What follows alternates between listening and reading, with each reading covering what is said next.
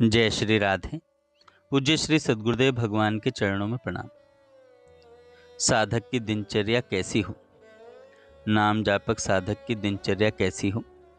संत भगवान कहते हैं, हमारी आध्यात्मिक यात्रा कभी भी अचानक नहीं बदलती।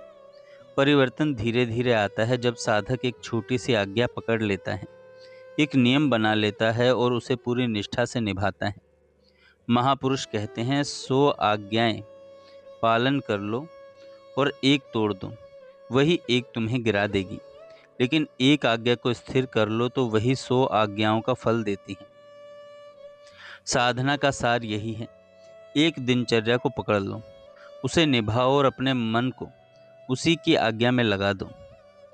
हम बार बार कहते हैं समय नहीं है, व्यस्त हूँ, कठिन है, पर महापुरुष कहते हैं कौन सी दिनचर्या ऐसी है जो आप नहीं निभा सकते। बस मन को आज्ञा देना सीखिए। जब मन को आदेश देना शुरू कर देते हैं तब जीवन बदलने लगता है। साधना का पहला कदम है अनुशासन। एक बार एक बहुत अमीर व्यक्ति मरने वाला था। उसने घर वालों को बुलाया और कहा, मेरी वसीयत पढ़ना। जब डायरी खोली गई, सारी डायरी खाली थी। केवल एक बड़ा सा वाक्य लिखा था, time is money in the world. पैसा नहीं छोड़ा, केवल यह एक वसीयत दी, समय सबसे बड़ी संपत्ति है। महापुरुष कहते हैं, जिसने समय की कदर पहचान ली वही सबसे बड़ा संपत्तिवान है। व्यर्थ सोना, व्यर्थ बातें, व्यर्थ मनोरंजन, ये सब जीवन की सबसे कीमती पूंजी खर्च करते हैं। भजन के बिना बीता एक एक सेकंड व्यर्थ है। अगर आपने किसी को 5 बजे का समय दिया, साधक 5 मिनट पहले पहुंचता है।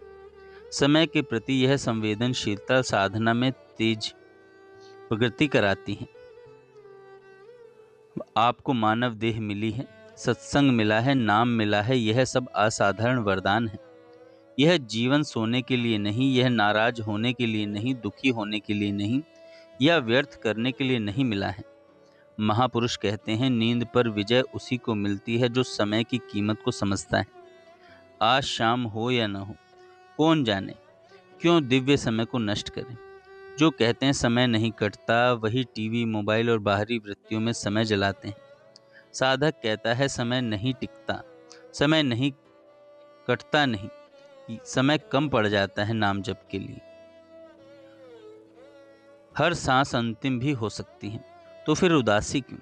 जब यह सत्य मन में बैठ जाता है कि हर सांस अंतिम हो सकती है और अंतिम यात्रा लाडली जी के पास ही है, तो डर कैसा? जिसके लिए तरस रहे हैं, तड़प रहे हैं, उसी के पास जाना है। मरने का भय तभी आता है जब जीवन व्यर्थ हो गया हो।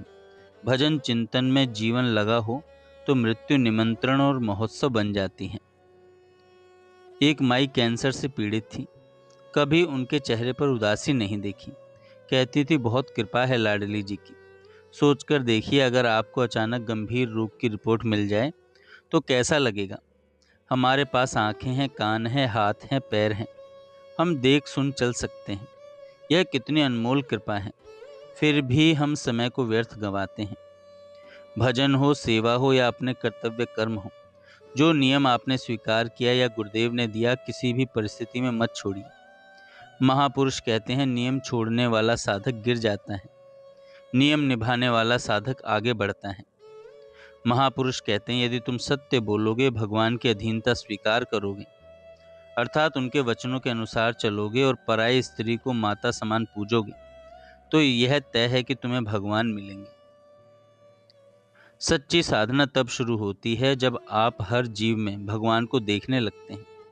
हर किसी की चरण रज माथे पर लगाना, हर किसी में नारायण को देखना, यह स्थिति देह अभिमान को गलाकर रख देती है। जब हर जीव में भगवान दिखने लगे, तब भी जब आपको लगे कि वह आपके साथ गलत कर रहा है, भक्ति की पूर्णता की राह खुल जाती है। महापुरुष बताते हैं, जब कभी मन गलत आकर्षण की ओर भागे, तुरंत मन को दिखाओ यह शरीर भीतर से क्या है। हड्डियां, खून, मल मूत्र से भरा, इसमें क्या सुंदरता है। मन समझ जाएगा और नारायण में लगेगा। यह साधकों के लिए अत्यंत उपयोगी साधन है। एक महान सूत्र है, let the will of God be done. जोई जोई प्यारो करे सोई मोहे भावे। जो भगवान चाहते हैं वही मुझे अच्छा लगे, यह सूत्र जीवन में उतार लो, तुरंत सभी चिंताएं समाप्त हो जाएंगी। लेकिन यह तभी संभव है जब साधक अंतर्मुख होकर विवेक से सोच पाए, क्या यह मन की इच्छा है या फिर भगवान की इच्छा है। जो इंद्रिय विलास से प्रेरित संकल्प है वह मन की इच्छा है। जो बिना संकल्प बिना अहंकार सहज घटे वह भगवान की इच्छा है।